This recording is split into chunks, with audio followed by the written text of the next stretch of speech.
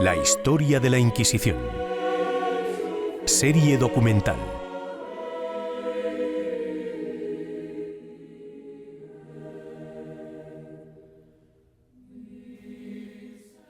La Inquisición forma parte, sin duda, de la leyenda más negra de la historia de España. Su solo nombre nos evoca imágenes de torturas y hogueras en las que los condenados mueren entre un inmenso dolor. A la imaginación, siempre parcial, nos llegan imágenes de brujas, de cientos de miles de ajusticiados, de las expulsiones de musulmanes y judíos y sobre todo del peor fanatismo religioso. ¿Pero fue esa la realidad? Y si de hecho así fue, ¿qué llevó a una de las mayores y más avanzadas naciones del mundo a crear un instrumento de represión semejante?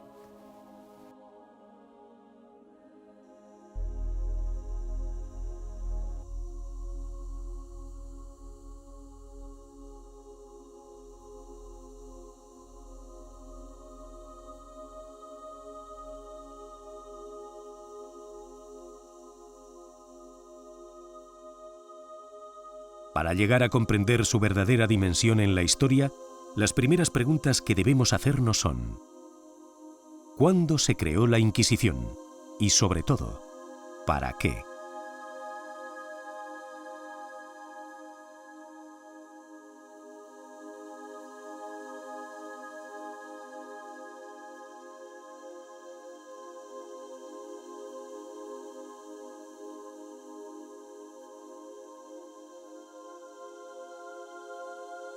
La Inquisición es un procedimiento en virtud del cual se practica la inquisitio, es decir, que el juez que instruye la causa y hace el interrogatorio, al final es el que dicta sentencia. En lo fundamental, dos tipos de inquisición. Una inquisición llamada pontificia o romana, y a fines del siglo XV se introdujo en España, primero en Castilla y luego en Aragón, otra Inquisición, es la que llamamos Inquisición Nueva, o también es conocida con el nombre de Inquisición Española. Para conocer mejor estos dos tipos de Inquisición, debemos retroceder 9 siglos en el tiempo. Nos encontramos en la Europa del siglo XII, un continente anclado aún en el feudalismo. El poder descansa sobre dos cabezas: por un lado, los reyes; por el otro, el Papa. Bajo ellos, nobles y sacerdotes. Y como ocurre en todas las grandes organizaciones, la corrupción se ha adueñado de la Iglesia. Los obispos son nombrados a dedo por los señores feudales. Lejos de ser designados por sus méritos espirituales, en su elección priman los intereses y la conveniencia de los señores feudales.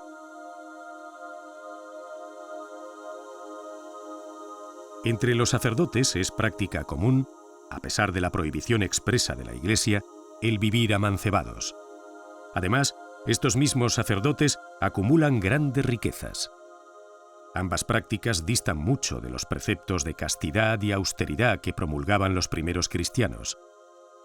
Y como podemos imaginar, al igual que ocurre hoy en día, esta situación no dejaba indiferente al pueblo llano, que comenzaba a perder su fe en los representantes de Dios en la tierra.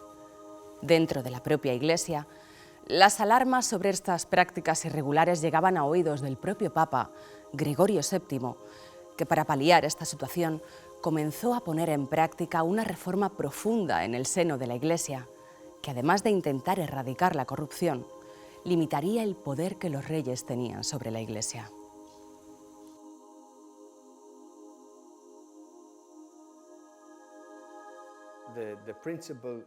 Probablemente el papa más influyente del siglo XI fue el alemán Hildebrando, Gregorio VII, que llevó a cabo un muy importante trabajo de reforma dentro de la Iglesia.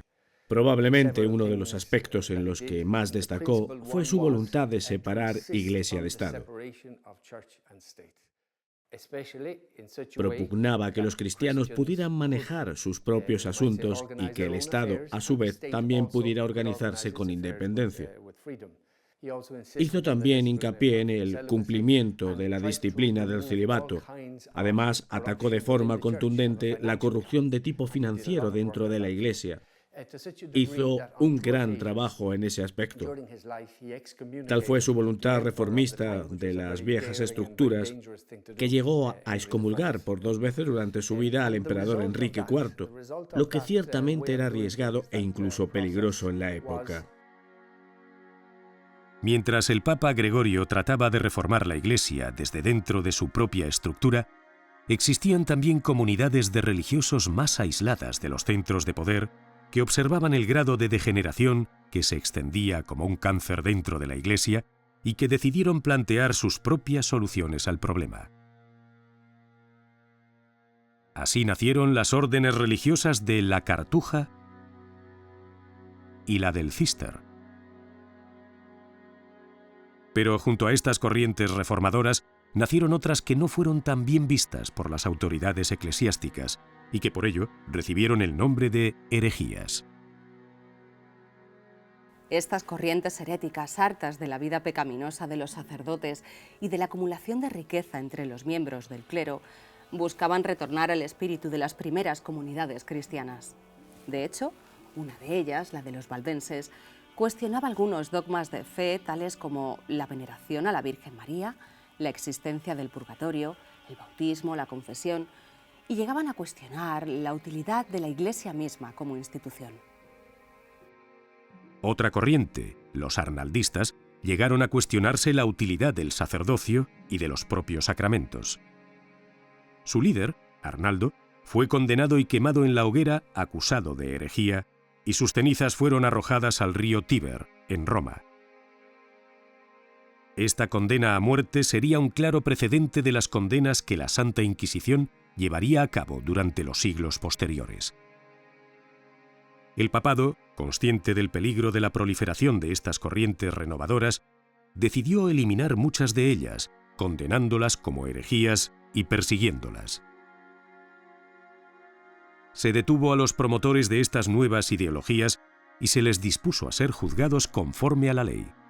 Además, unas nuevas corrientes procedentes de Oriente comenzaban a calar profundamente en el mismo corazón de Europa: los cátaros y los albigenses. Los cátaros y los albigenses de la ciudad de Albi son una secta reformista cristiana muy potente que se dio en el norte de España, sobre todo en el sur de España, en el sur de las Galias, de Francia, y en el norte de Italia entre los siglos XI y XII. Los cátaros, sobre esa base, lo que instituyeron fue una vida cristiana absolutamente fiel a algunos preceptos del Evangelio, totalmente ascética, totalmente orientada a la salvación, totalmente apartada del mundo, dividido por estratos, aquellos que trabajaban, digamos, para sostener el grupo, aquellos que dedicaban solamente su vida a la contemplación y a las ascesis, y una serie de jerarquía que unía a esos dos partes. Esos cátaros, como todos los movimientos de renovación de la Iglesia, fueron terriblemente peligrosos para el papado de Roma. Y se dedicó la Iglesia, en aquel momento, con una gran espada, a machacarlos de una manera, sobre todo en el sur de Francia, brutal.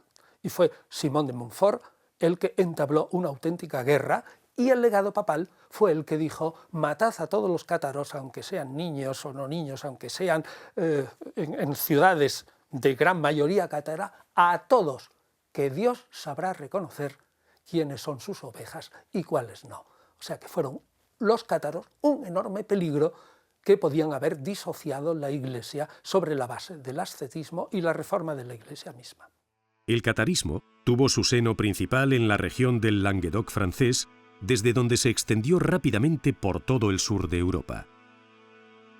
El Papa, viendo cómo aumentaba el poder de estas corrientes heréticas y por ende la amenaza que suponían, intentó reconducirlos hacia el seno de la Iglesia de una forma pacífica. Para ello, propuso un debate al que asistieron delegaciones de ambas partes. Sin embargo, como una solución amistosa no parecía posible por las graves diferencias sobre cuestiones teológicas que los separaban, el Papa terminó por declarar al catarismo una herejía y, por lo tanto, como tal debía de ser erradicada. El Papa Lucio III, en el año 1184, emitió la bula Ad Advolendam, conocida como la Carta Magna de la Inquisición, en la que declaraba oficialmente como herejía al catarismo, así como a otras corrientes similares como a los valdenses o los arnaldistas. Todos ellos fueron excomulgados. La bula Volendam tiene mucha fama en cuanto a su texto, que está dispuesta a acabar con las herejías que se han extendido por todo el Languedoc francés, el Midi francés, pero el efecto que tiene, o sea, revitalizando un poco la Inquisición tradicional, la investigación, Inquisición significa investigación, de los obispos, pues es bastante limitado. Hay que esperar a Inocencio III, que es el que realmente instaura una Inquisición ya papal organizada con legados, que es el que manda a este legado del que he hablado antes, Pierre de Castelnau. Pero hay un hecho que lo tira todo para atrás, que es el asesinato de este Pierre de Castelnau por los herejes, por los cátaros.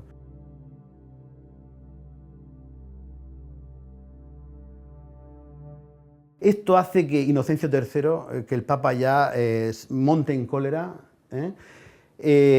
sabe quién ha sido, porque ha sido un sicario del conde de Toulouse, libera a los vasallos del conde de Toulouse del juramento feudal que tienen, lo cual es fuerte, y enseguida lo que hace es buscar la ayuda del rey de Francia.